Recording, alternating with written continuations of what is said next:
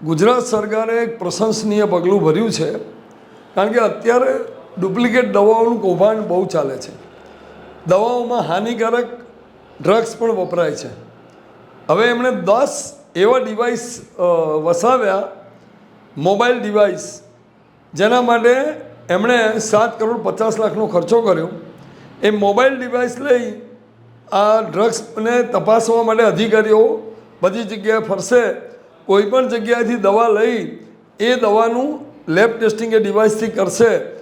જો એમાં હાનિકારક કોઈ કેમિકલ્સ પકડાયા કે કોઈ એવું ડ્રગ્સ પકડાયું તો તાત્કાલિક એ દવાને બેન કરશે અને એ દવાના વેચાણ પર પ્રતિબંધ મૂકશે અને બનાવનાર કંપનીની સામે પગલાં ભરવાનું શરૂ કરશે. બહુ સારી બાબત છે, કારણ કે દવાઓના કારણે લોકોના જાન જતા હતા ઘણીવાર ડુપ્લિકેટ દવાઓ આવી જાય તો.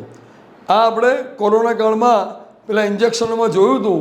હવે આવી ઘટનાઓ નહીં ઘટે, કારણ કે એ દિશામાં આવું મક્કમ પગલું ભરાઈ ગયું.